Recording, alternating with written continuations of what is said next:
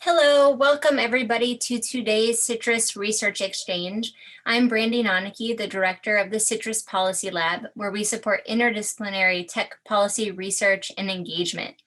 This is the 13th year of the CITRIS Research Exchange seminar series and the 20th year of CITRIS.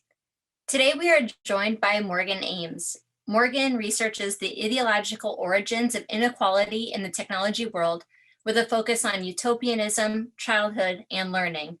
The questions that drive her current projects concern the ways in which young people construct their identities with computers and how computers and the technology design practices that produce them shape the identities they construct. Morgan is an assistant adjunct professor in the School of Information at UC Berkeley, where she teaches in data science and administers the designated emphasis in science and technology studies in affiliation with the Center for Science, Technology, Medicine, and Society. It is my great honor to welcome Morgan Ames. Thank you for joining us, Morgan. Thank you so much for having me, and thank you for that generous introduction, Brandy. So I am going to be talking about a book that came out about a year and a quarter ago now, that I've called The Charisma Machine, The Life, Death, and Legacy of One Laptop Per Child. Now, this project started out as a kind of contemporary technology project when I first started looking at one laptop per child back in 2007, I think I started doing this research. It has since, of course, become more of a historical study of a project that had a moment, but there are a lot of elements of this project that continue in other projects today and that showed up in projects before, as we'll be exploring today. So I do hope that it has a lot of kind of contemporary relevance and resonance as well. So to start out, I'm going to show a commercial that One Laptop Per Child themselves put out in 2007 that just highlights some of the values and some of the main goals of the project. So let's start with that. One laptop per child. That's our name and our vision. We want to create educational opportunities for the world's poorest children by providing each and every one with a rugged, low-cost, low-power, connected laptop. And this is that laptop. Say hello to the XO, a computer unlike any other, designed specifically to work in tough conditions and remote areas. It comes packed with software and activities to help kids learn, explore, create, and share. No matter what language they speak or where they live, the XO connects them to each other, to the world, and to a brighter future. We're a non-profit organization, which makes these kids our mission, not our market. That's why wherever the XO goes, there are 5 core principles everyone agrees to. First, kids get to keep the laptops. They have to be free to take them home and use them whenever they want. That's kind of the point. Second, we're focused on early education, which means kids about 6 to 12 years old. Third, we have to deal in large numbers of laptops, so whole classrooms and schools get them at the same time, so no one gets left out. Fourth, kids should have a connection to the internet, because there's neat stuff to learn on the internet. Fifth, and finally, the XO must include free and open source software. Then the laptop itself can easily grow and adapt with the needs of the child. So, in a nutshell, that's us, an organization that makes a small computer to serve a big cause, bringing education to children all over the world, with one laptop per child. So there we go. All right, so if this were maybe a media studies class, we could spend a lot of time just looking at what's going on in this commercial because there's a lot going on. So just a few things that I want to highlight that will be part of my analysis later on. First is that we heard a lot of giggling children throughout, right? There was a lot of kind of playfulness. There was an equating of laptop use with play. We also heard the narrator equate the possession of a laptop with quote unquote educational opportunities, and then later with connecting to the world and to a brighter future. When we're first introduced to the XO laptop, it kind of crashed in as if it were tossed or it jumped.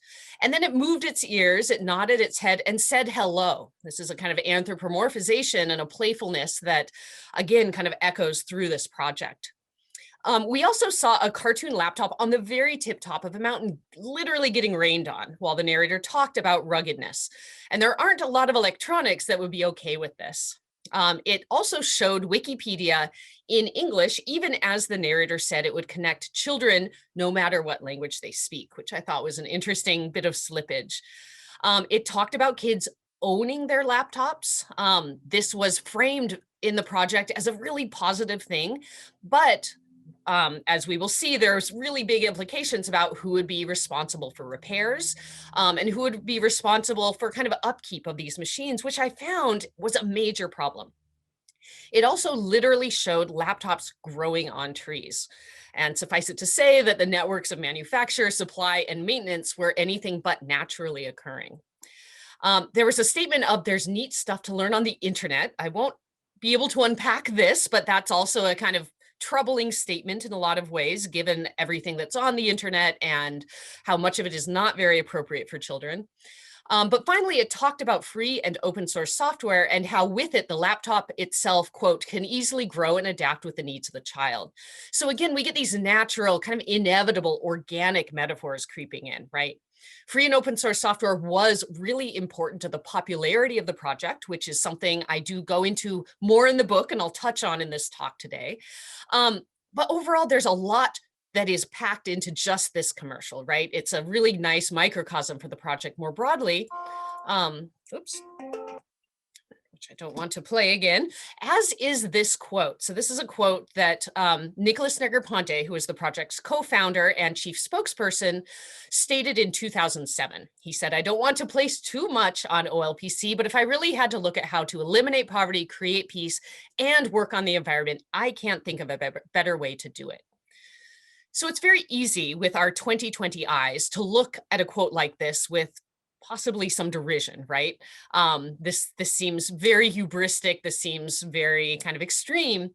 But one thing I want to think about with all of you today are the ways that similar stories get told about today's technologies, whether they're in education or development or sustainability or social media or any number of other spaces.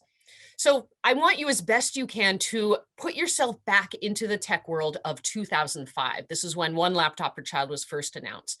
This was 2 years before the iPhone was released. This is before netbooks, Chromebooks were a thing.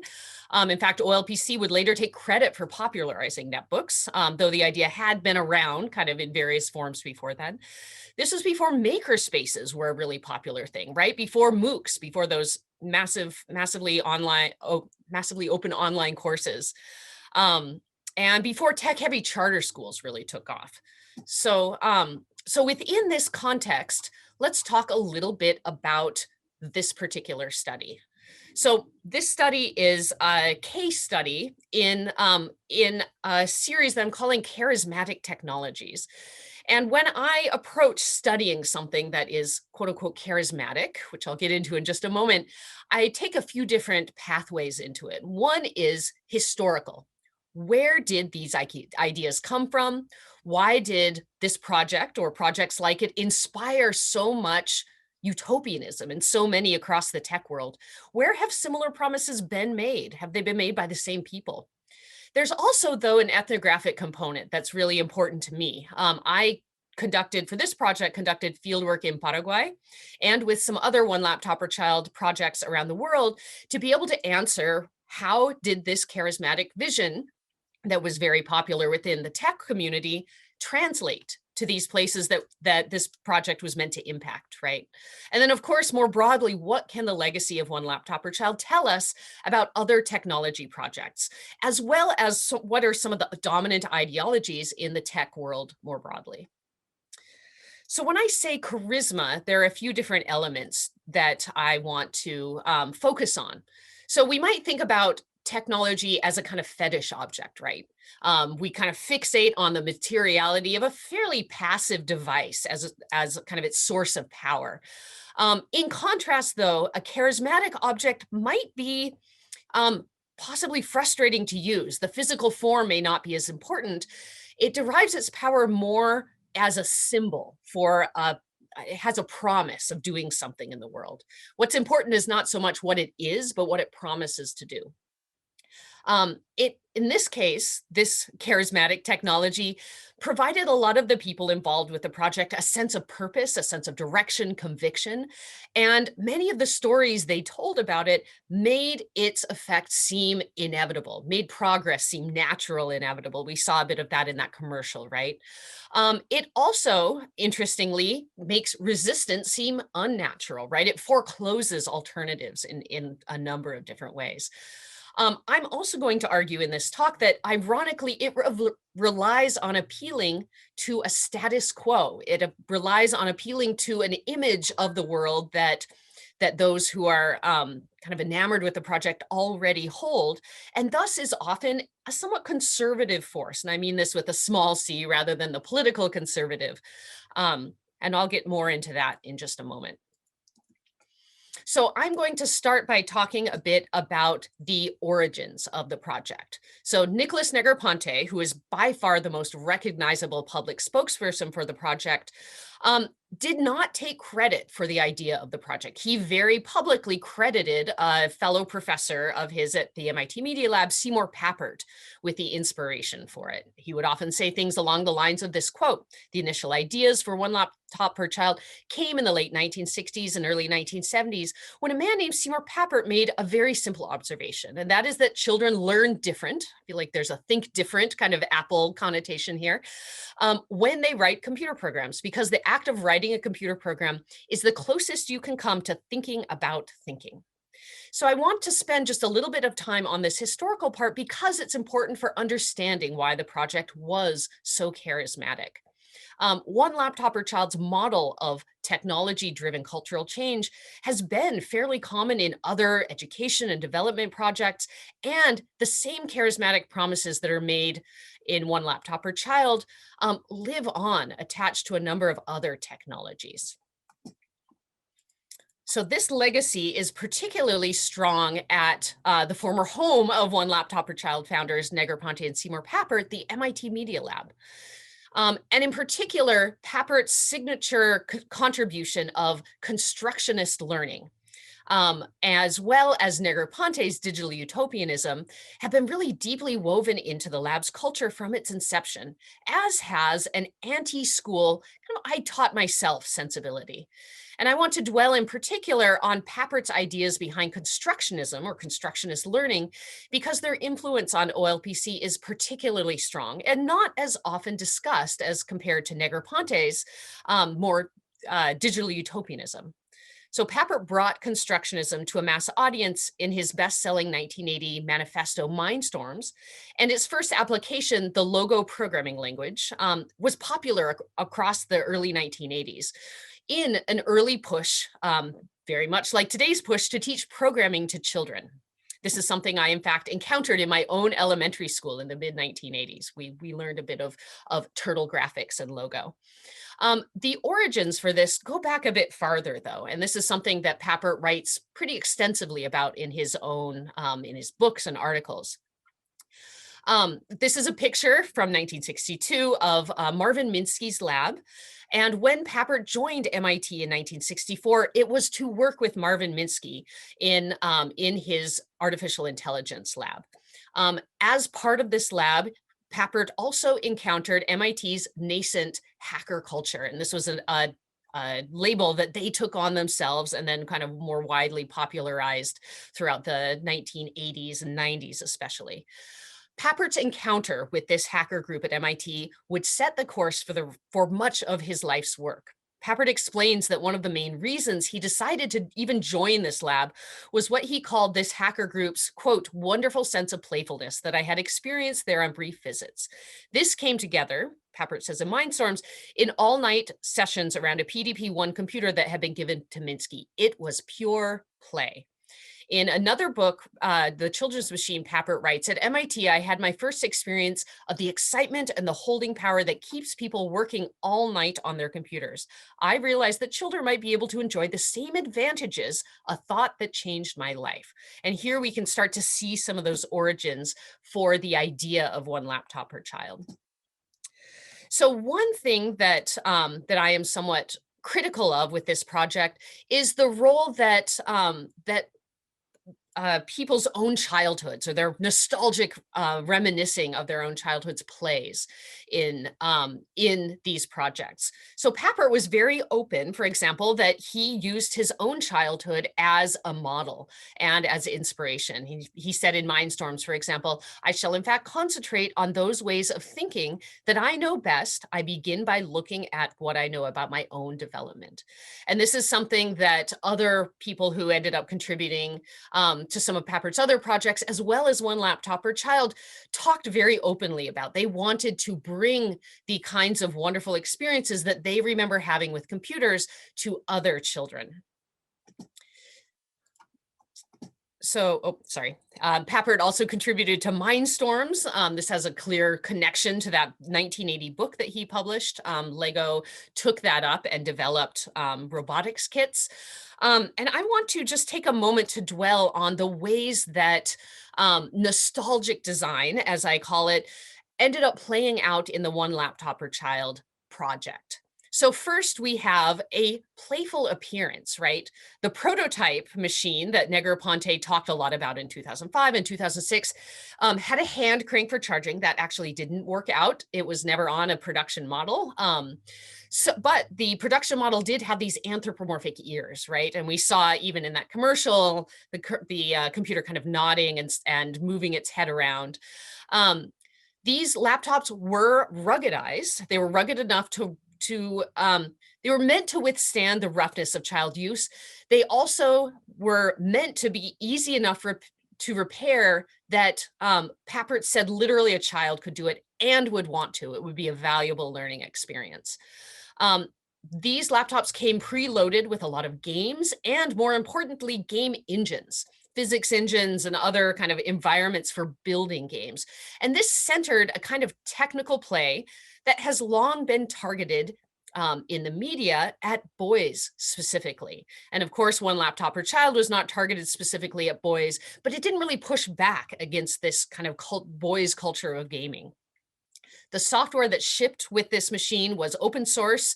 A number of things were built specifically around this constructionist learning idea that Papert had developed. And notably, there was no teacher interface. Even the school server was geared more towards backups and local caching of web resources, and didn't have any way for teachers to push assignments out to students, for example, or to check on their work. Mesh networking was meant to allow children to connect directly to one another, even across town, and to share internet connections. Sadly, this never really worked in practice. The machines were a little bit too slow to support it, and this was taken out of later software versions. But all of these features embodied a lot of the values and the imaginaries of Constructionism, as well as MIT's hacker culture and the open source community. We see a particular kind of technical play that children, and especially what I call in the book, technically precocious boys, were seen as naturally inclined to do, right? They would want to play with these kinds of features. There was also an assumed allure that computers would have, and that programming them specifically would have for these quote unquote technically precocious boys. There was also a kind of an undercurrent of rebellion, of kind of subversion of authority that was very important to the hacker group, with the assumption that children would have everything they need on this laptop, and a lot of quotes by various OLPC leaders that they would leapfrog past the adults in their lives and kind of claim a space in a global society of like-minded children. And this is very reminiscent of many of the stories of 1990s cyberspace, right? Of people finding kind of communities that they really connected with online. So One Laptop Per Child has faded from public view, but it is still something that comes up in as a kind of model design. It's in the permanent collections of MoMA and San Francisco MoMA. It's occasionally cycled through, and it does still show up in news articles. I have news alerts, and almost every week I hear mention of it in various news articles. And the ways it gets talked about now, 15 years after its debut, often reinforces its mythical status rather than really discussing what happened with the project, including what I'll talk about in a little bit, some of its shortcomings. So even over a decade after its debut, this project still retains some of the magic that captivated so many in the beginning of it, though quite a few people who worked on this have moved on to newer and shinier education projects since. So just to summarize, we have a few different elements of One Laptop Per Child's charisma. It is very much built on the charisma of constructionist learning more broadly. And this relies on a kind of charisma of computers and the allure that computers can have, not just for children, but for kind of the hacker world more broadly. There's also a charisma of childhood as this kind of wild, untamed state. And while we may take this kind of view for granted because it's culturally dominant within the US especially, this is situated in a particular time. It has not always been that way. And I would argue, as have others in this space, that it's gendered, that it is often connected kind of implicitly to our ideas of boyhood specifically. There's also a charisma of kind of rebellion against school, right? Of taking the reins in one's education and leapfrogging past the supposedly clueless adults in one's life. OLPC's leaders very skillfully tapped into many of the discourses about the power of technology that resonated across Silicon Valley and beyond. And these discourses about computers, childhood, and about school helped the project become a kind of powerful cultural force. So just to revisit these ideas, right, we have a promise that this project makes. It promises to connect with children, to inspire them to learn, in some cases without the help of adults. The people who were involved in this project really fervently believed, at least all the ones I talked to, that this was a way of making the world a better place, right? They were very passionate about this. They were drawing on their own childhood experiences. And they really felt like if they got the laptops out there, success would follow, right? Likewise, this natural kind of rhetoric foreclosed alternatives. And I've outlined a little bit about why it's ideologically conservative. So how did this translate in the field? I've talked so far about the history of the project, and I want to, in my remaining time, just briefly touch on some of the issues I go into a lot more deeply in the book, kind of the latter 3/4 of the book, in fact, about how this vision translated to children in Paraguay, also in Uruguay, in Peru, and other projects around the world. There was a story that continues in maybe documentaries like The Social Dilemma, which came out last fall, that portray the tech world almost as puppet masters, right? That they can force people to follow their will through technology. And One Laptop Per Child very much framed this project along similar technologically determinist lines.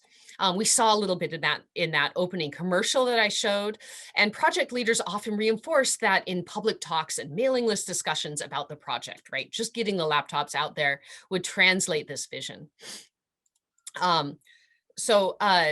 Let's talk a little bit about the broader model of cultural change that this implies. So Walter Bender, who was a contributor to the software, he was the VP of software and continues to head up the development of what's called Sugar, which is the software package originally made for One Laptop Per Child, talked about the ways that this would kind of connect with children and inspire them. He said, this is in some ways a Trojan horse. Governments are buying into this because it looks like a terrific way to create a computer savvy workforce, fight brain drain, essentially burst into the 21st century. But what it also is a backdoor into overhauling the entire education system of a lot of the countries we're talking about. Similar, Negroponte said about a kind of later iteration of the project, we'll take tablets and drop them out of helicopters into villages that have no electricity in school, never mind how they will be charged, then go back a year later and see if the kids can read. And in that talk, he very much implies that yes, they will be able to read. In fact, they'll be doing a lot more interesting things with it. So this kind of shows that there's this kind of technological determinism in a lot of the beliefs about how cultural change will take place. So a few of the questions that I went into the field with was, what are kids doing with these laptops? On the one hand, what's happening in the classrooms, right? Because even though one laptop per child often de-emphasized schools and classrooms in their rhetoric, this was generally the avenue by which these entered into children's lives. However, I was also very interested in what children would do with these laptops in their free time, since one laptop per child had held this up as a kind of central focus point. And of course, what does this mean more broadly for the project, and then for the tech world and its utopianism more broadly? What I found was that a number of the visions of one laptop per child really did not translate well. And I'm going to turn to this ethnographic material that I collected in Paraguay, mostly in 2010, and also in a follow-up visit in 2013, as well as some kind of remote follow-up since then. So to begin, I want to just outline some of the kind of structural issues and limitations within Paraguay. So certainly in Paraguay and every other project around the world, there was no dropping laptops from helicopters. In fact, they didn't just hand them out either. There was a lot of infrastructure that needed to be put in place to make this project run at all. In these pictures, you will see, for example, the one on the left with the pink building has a rebar tower that starts in red and then goes to white and then red again. This is a WiMAX tower that was installed to bring internet to this school, as well as the number of other Paraguayan schools in the project. You can also see little exos painted on the building. This was painted on as they were doing other renovations in the school. Each of the classrooms needed to have plugs installed. None of the classrooms had plugs before this. They did have lights, so there was electricity coming in, but that was the only electricity there. You can see in this middle picture that they were also putting in access points. So they put access points, they put them in these cages, which the tech support team kind of decried because it decreased their range quite a bit, but they didn't want them stolen. They also put in school servers, which you can see in the picture on the right, also in a cage. So this school server would automatically do backups and kind of register the computers on the network. If they hadn't registered in long enough, they would get locked out. These were all things that had to be installed for this project. The school system before this in Paraguay was one that was very under-resourced. These were schools that did not have textbooks generally, by and large. Even most of the private schools didn't have many textbooks to use. The main tools for education were a blackboard, and then students would bring their own notebooks and pencils. And sometimes the teacher would have extras for students who couldn't afford them. But these were by and large, the main tools of education. Even photocopiers, a tool that I think most American teachers, at least in a lot of schools that I've worked in, very much take for granted, right? Being able to use a photocopier just weren't present within this school system. Let me also talk just a little bit about the role of teachers. Now, Paraguay Educa had promised the government in exchange for access to give these laptops out to do some teacher training. This was something that one laptop per child themselves, Negroponte, as well as Walter Bender and others, had initially kind of said was not necessary, right? Children were going to leapfrog past teachers very quickly anyway. But Paraguay had promised to do this training. And in fact, a lot of these teachers hadn't, at least in 2009, when they did the initial round of training, a lot of these teachers hadn't used computers much at all. Computer penetration in Paraguay was less than 10% in 2009 and 2010 when this project was rolling out. So a lot of the teacher training focused on pretty basic things, right? Turning it on, navigating to a browser, doing searches, setting up email, all of these kinds of basic tools. They did some basic tutorials in Scratch, which an early version of which shipped out with the laptop, as well as some of the other constructionist things.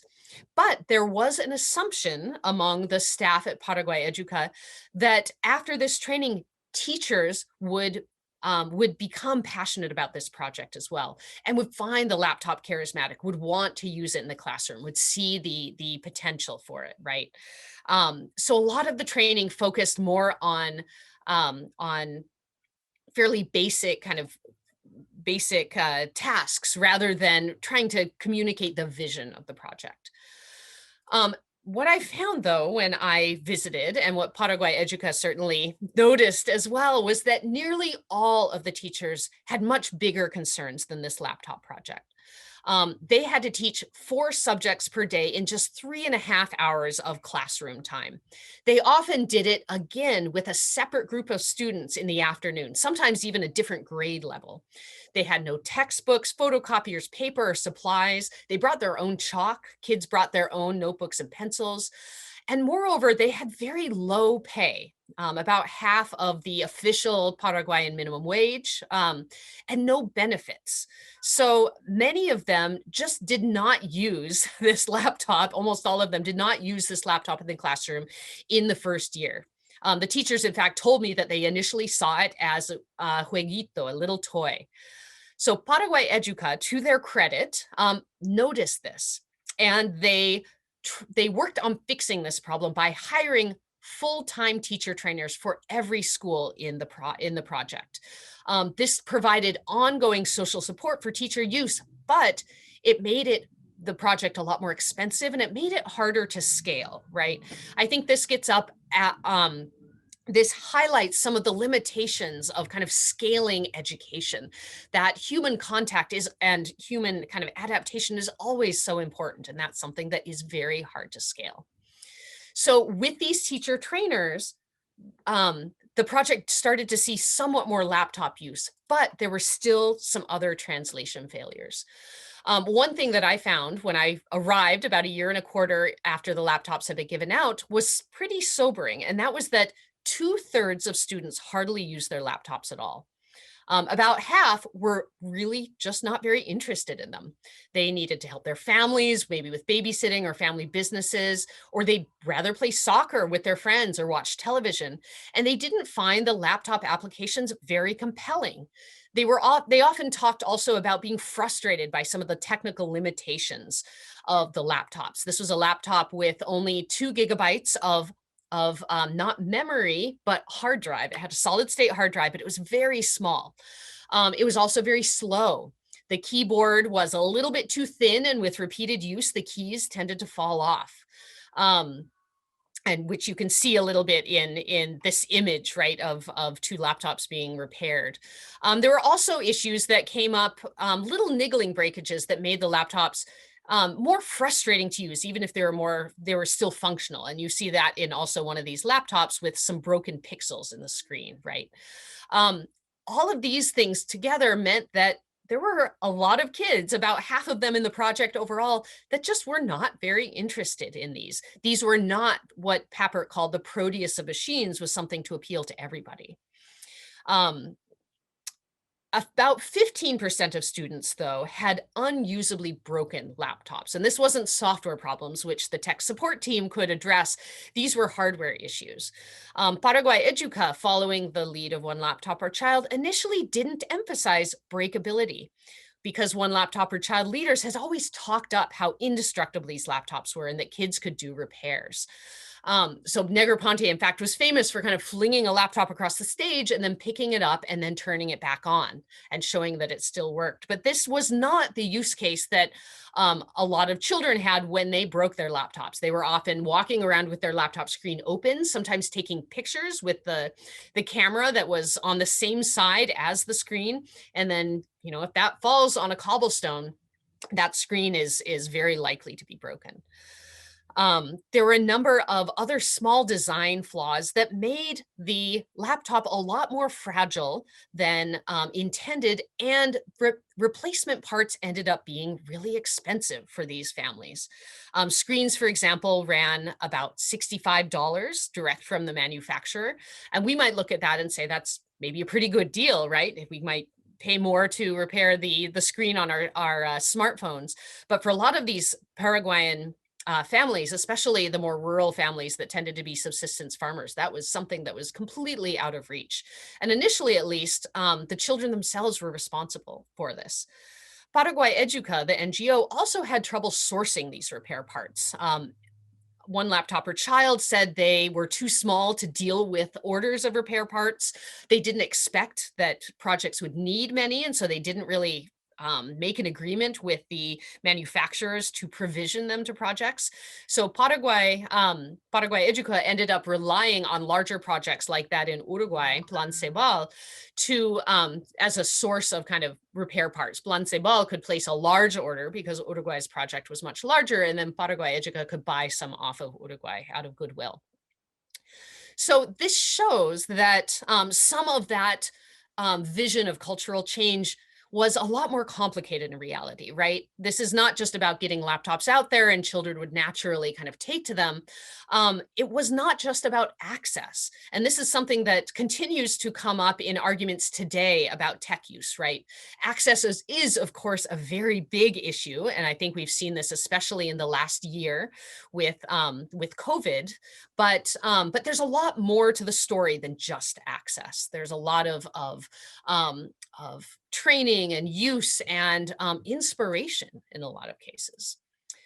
So I've talked about 2/3 of the children and what they were doing. I want to talk about the remaining 1/3 because there were 1/3 of kids who did find this laptop interesting, at least interesting enough to occasionally open up and play with. What were they doing? So one meaning that almost universally they had for this laptop was that this laptop was great as a media machine. Or in some cases, it wasn't great as a media machine, but it could be made to be a media machine. As I mentioned, it had a very small hard drive. It didn't have a dedicated video card. It just ran videos through the main motherboard. So it was not really designed as a media machine. And in fact, this was a design feature, according to one laptop per child developers. They said the computers I used as a child, 10, 20, 30 years ago, didn't have any of the media focus that laptops today or computers today do. So why should kids need all of those things? They will be inspired by the kinds of things I was inspired by as a kid. Well, it turns out that the kids in Paraguay, as well as kids elsewhere all around the world, kind of know that laptops and that computers are good for accessing media content. And this is what they were interested in. This showed a real shift in meaning from computers of the 1980s, for example, which of course had gaming on them, but weren't kind of the media-rich environments that they are today, to laptops in the 2000s and the 2010s, where there is a big focus on media-rich content, right? These kids, in some cases, had to go through fairly complicated things to get media to play on their machines. And in some ways, I really herald the kinds of things that they figured out, right? They found a lot of really interesting programs and tutorials online. Some of them would install alternate windowing environments because sugar was somewhat limiting. They would install, other open source window environments. One thing I worry about, though, is that there were a number of corporations who jumped on this as a way to advertise to kids. So on this slide, for example, you see this Nestle Vascolet. Vascolet is a character that has been kind of, a character for advertising Nestle over the last, several decades across Latin America. And Nestle had a Uruguayan game company develop some games around Vascolet. They were side-scrolling games, and Vascolet would power up by drinking chocolate milk in the way that Popeye powers up with spinach. And this was heavily branded, right? There were other games and contests and things that ended up being very heavily branded, another by Nickelodeon. And so I feel like one of the legacies of One Laptop Per Child, sadly, is having these media companies having more direct access to children via an avenue seen as educational. And this is of course something we also see across primary education in the US. Especially as schools are strapped for money, they will make deals for advertisements to be placed in the school. It's something I remember at my own high school in the 1990s. And I'm very troubled by this direct access that these companies have. So I do want to talk about one aspect that everyone on the project found at least somewhat charismatic, and that is the internet.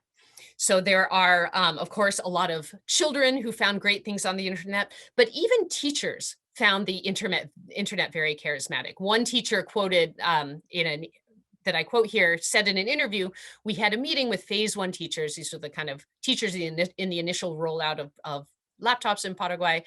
And everyone had their XOs and were checking their email, everyone looking at their screen and not paying attention. Then we turned off the internet and the whole room closed their XOs and began to pay attention. And this is something that, of course, is not unique to one laptop per child or to this group of teachers. This is something we see everywhere, right? But I think it emphasizes that these XOs were mostly used like any other laptop. Likewise, I saw in classrooms when teachers tried to use these as a teaching tool, even with the support of a teacher trainer, they tended to use it as a place to look up information on the internet.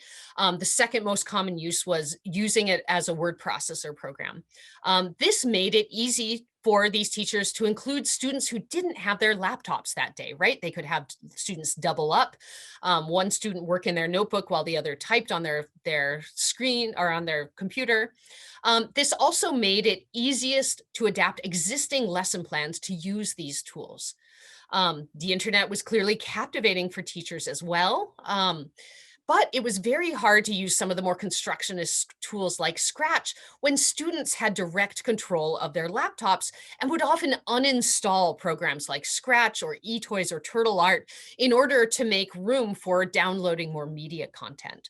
So teachers could never rely on the laptop being in a kind of predictable state when they tried to use it in the classroom. And so they leaned on fairly kind of simple uses of the XO as a result.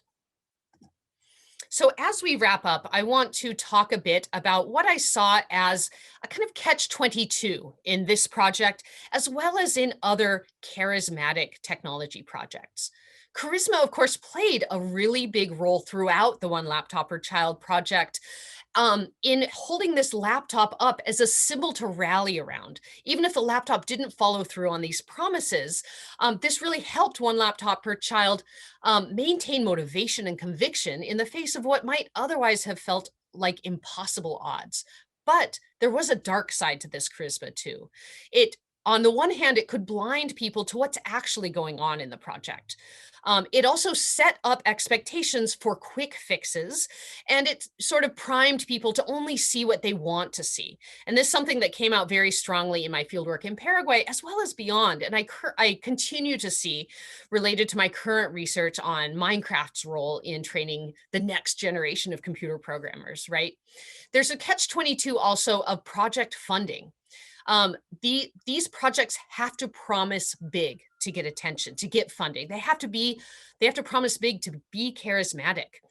And this is true not only in education and development projects, but across Silicon Valley more generally, right? If we think about that canonical venture capital pitch, it has to be a really charismatic pitch. But charisma sets the project up for failure. The real and often incremental benefits a project might have will seem paltry compared to the promises it had to make. And these projects are often then not set up for long-term funding or long-term support because they promised easy transformations. So what can we learn from the charisma machine? I've summed up some of this already. There is a lot of value to charisma, right? If we return to Papert and the founding of One Laptop Per Child, we can think about the charisma of childhood, the charisma of computers, the kind of power of those myths, right? This provided a lot of conviction and purpose. It rallied resources for huge projects. And science and technology studies more broadly has studied the way that these kinds of stories, what's sometimes called the sublime, which is a little different than charisma, but is related, can really rally resources for, the National Rail Project in the US, huge infrastructural rollouts. But there are some consequences. I've highlighted this catch-22 of project funding, that projects have to promise big, but then it favors really short-term investments. Another problem in One Laptop Per Child in particular is that Charisma tended to really emphasize nostalgic design over designing with the feedback from an actual target group, right?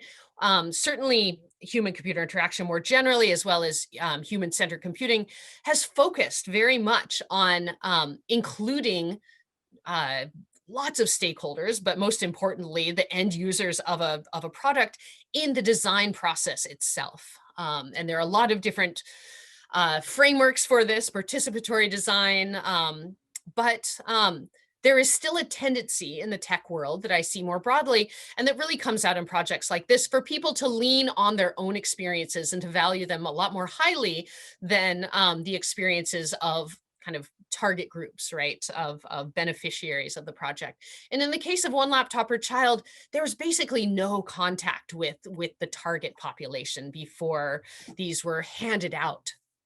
So, so those are two of the big takeaways for my own, for the book and this talk more generally. I'm happy to unpack them a little bit more in questions if you would like. But I do just want to follow up on that initial promise of where else this charisma, these same promises have been made. MOOCs, around the time I was doing my fieldwork in 2010 through 2013, in fact, MOOCs were held up as promising to democratize education through the self-paced instruction on a computer, where students from all walks of life and from all over the world could pursue their natural curiosities, even in the absence of institutional or social support. And while this model was more didactic than One Laptop Per Child promised to be, the charismatic bubble of MOOCs burst in a kind of similar way. Study after study found that rather than attracting diverse students and democratizing education, the majority of those who were able to complete these kinds of courses tended to be highly educated professionals and tended to be men as well. And this is a group that already enjoys ample institutional and social support. So there are also, echoes across a number of other projects. We see in the maker movement, for example, or in hacker spaces, similar kinds of promises made. But I would love to wrap things up at this point and to open things up for questions. And I'd be very happy to unpack those more in the questions. Thank you so much for your time. Yeah, thank you so much, Morgan. This has been incredibly insightful. I'm sure many of us on the call today have heard about the One Laptop Per Child program, and so it's really insightful to hear your perspective on its effects. We have lots of questions in the Q&A chat, so I'm going to dive into some of those, and I have my own list of questions here that I hope I can sneak in the lineup of questions from our audience. But first, somebody pointed out sort of the connection to MOOCs, actually. So, the early days of One Laptop Per Child sounds very similar to the early days of MOOCs. Could you talk a little bit about that? Because I think there's that kind of technological determinism happening also with MOOCs. Yeah, sure. And yeah, I talked a little bit about that at the end, but I'm happy to go into it a little bit more. MOOCs were a lot more, what Papert would call instructionist than constructionist.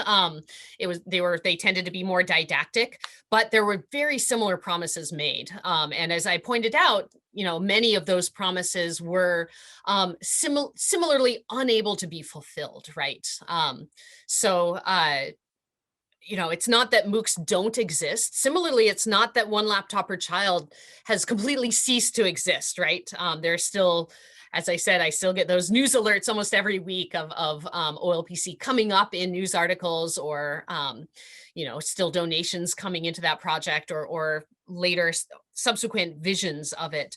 But I think it is important to recognize that just as the logo project and the Turtle Graphics project in the 1980s failed to have many of the very transformative effects that Seymour Papert promised in his writings, One Laptop Per Child failed to have the kind of transformative effect that it promised. MOOCs have also failed to have the sort of transformative effect that they've promised. I'm actually curious when you're talking about, that we didn't realize the effects that we thought we would have, and you're still seeing that the One Laptop Per Child program is still running. How widespread is it? Are a lot of countries still looking to adopt this program? That's a great question. And yeah, one thing that I ended up cutting in the interest of time, so I'm sorry I didn't give that good overview. Not many are still, so from my knowledge, basically no countries are considering adopting it that haven't already adopted it. The one that is continuing to buy more laptops as first graders come into the system is Uruguay. Uruguay has a kind of continued source of funding. They had a restructuring of their education department and a tax stream that continues to fund this. So some of that, that story of the Charisma's catch-22 doesn't apply as much there because they do have long-term funding. But by and large, there were about 3 million laptops sold. This was a far cry from the tens of millions or hundreds of millions that project founders really wanted.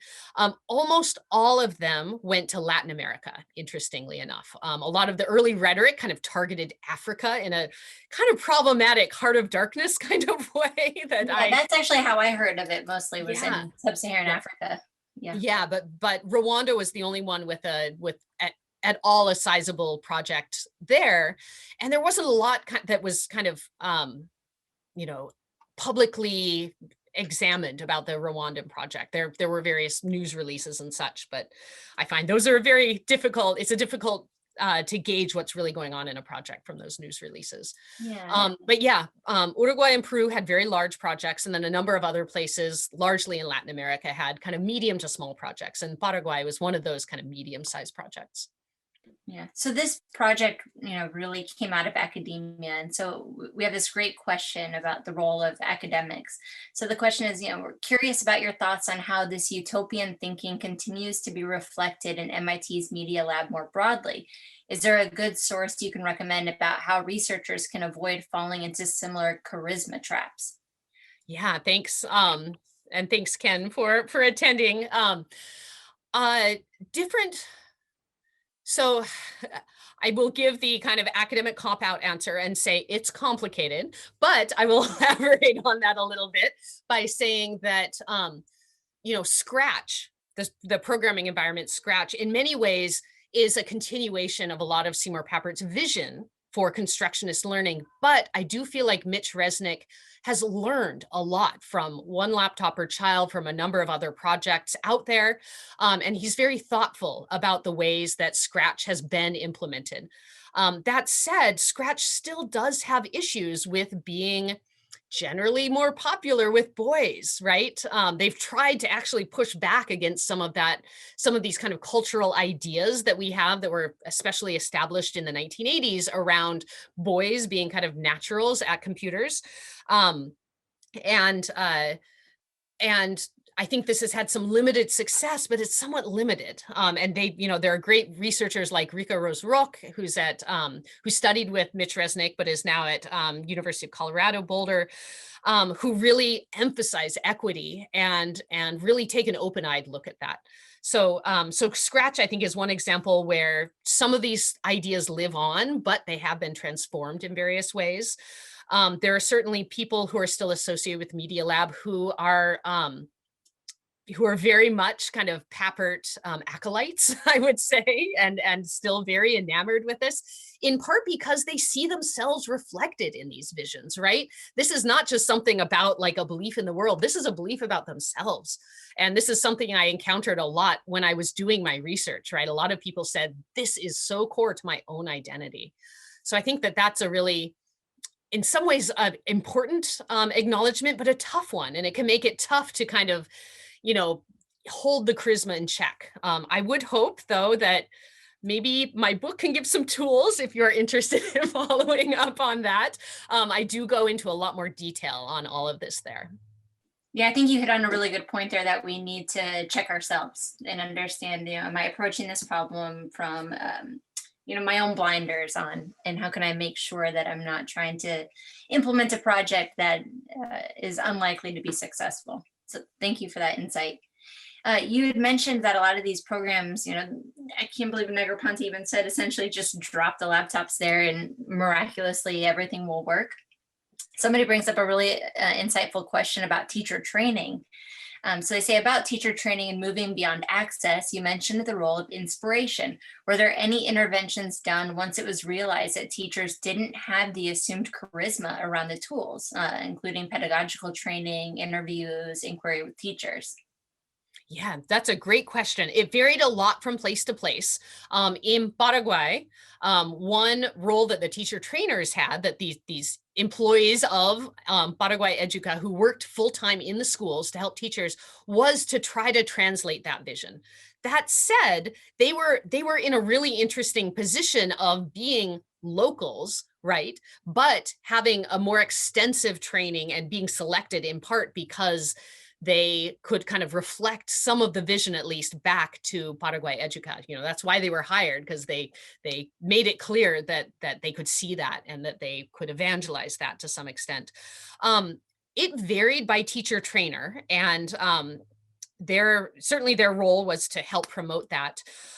Different ones had different levels of success. Interestingly, I would say those who were perhaps most enamored with the vision of one laptop per child were sometimes the ones who were least effective in kind of translating it, because in some cases that vision necessitated a really different kind of conception of the role of the teacher, right? And it didn't fit with the demands that teachers were put on, or that were put on these teachers in the spot. So those who were able to kind of sit in the middle ground a little bit more comfortably tended to have a little bit more success. And as with any kind of leadership role, there are a lot of kind of personal elements to that as well. I think tied to that is this other question around the digitization of education.